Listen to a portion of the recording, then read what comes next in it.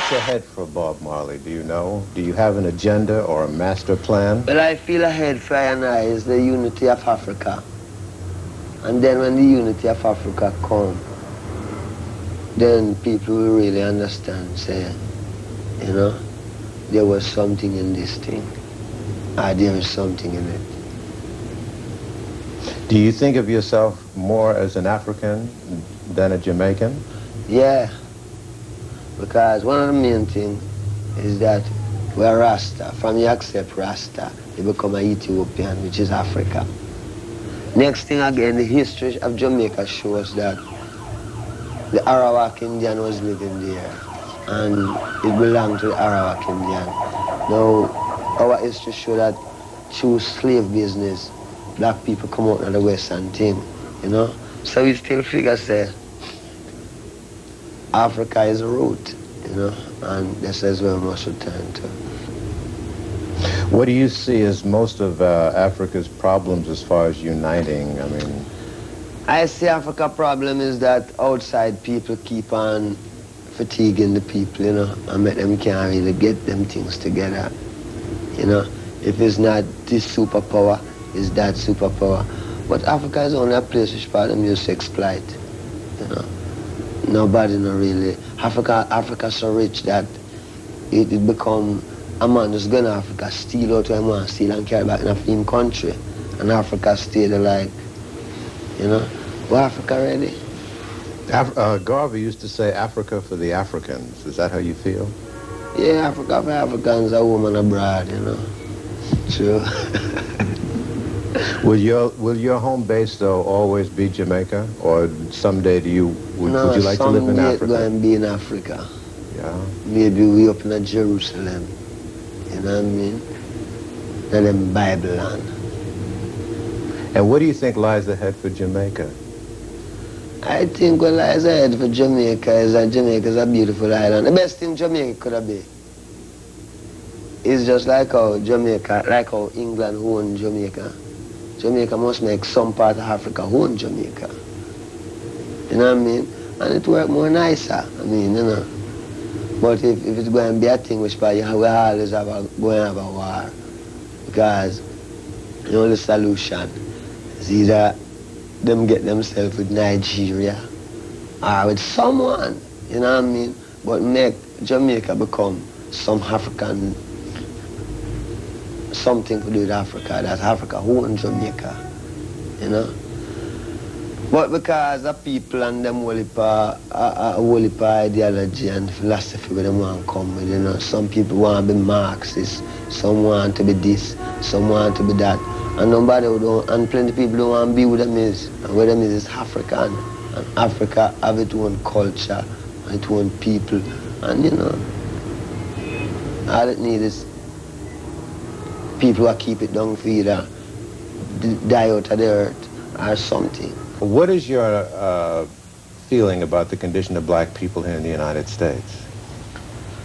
I feel like black people should develop themselves, you know, not to several then just developing up yourself having a prejudice thing to it.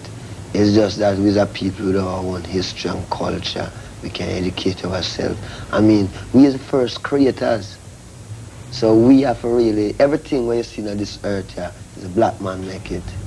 And I'm saying that the white man don't make some, but all wisdom come from the black man.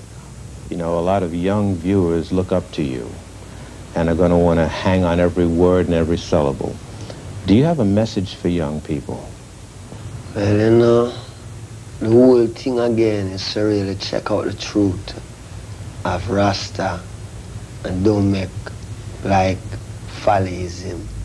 Don't make it check it out. And don't get too busy that you can't check out the truth. Because the truth is there. And Africa awaits its creators. And we know that the people in the West, headwise, it's them ready, you know. Them have to learn, come learn. What them learning in the West, them have to carry it home to them people. Make it be a benefit to the people. Because, I mean, how long must the black people suffer? And these are people, you know? And then we have our own culture, we have everything. We don't short of anything. We have everything. Plus we have a land that no one is living there. And we must go home to it. And when you go home, you can build all of these big buildings if you want. I mean, if you miss a city, build a city. You know what I mean? If you want a car, you can get a car. I mean, I don't see the big thing. One time America was, you know what I mean, maybe used to have lots of all where I call it, all sort of thing I walk through. Africa is a peaceful place. Then we want to fool black people, but it's a jungle and blah, blah, boom, boom. Where have you been in Africa besides Ethiopia? Zimbabwe. Oh, yeah? Yeah. Gabon. How did Zimbabwe strike you? Well, you know, Zimbabwe nice, man. Zimbabwe really nice. I mean, you know, it's like a paradise in a place. You know, when you go in and see it. Beautiful. How did the people react to you? People's great. Yeah. People good. You know, them places when you go and you see how the people, how the land set up, you see people living. You see a man having mouse on a nice piece. And then the whole thing about it, the climate, you can go out all the while. You know what I mean? The climate nice outside. Yeah. If you want to look upon a few lions and things, you can walk and go. And if you want to see some things that man never make, but it look like somebody make it, that's all Zimbabwe too. Because I go in a place and I see some stone farm, but I know it's not no man make it, but the weight farm, you know, is higher than something. It's really been a pleasant and informative experience talking to you, Brother Marley. Nice. I thank you for your time. I agree. Wish you well.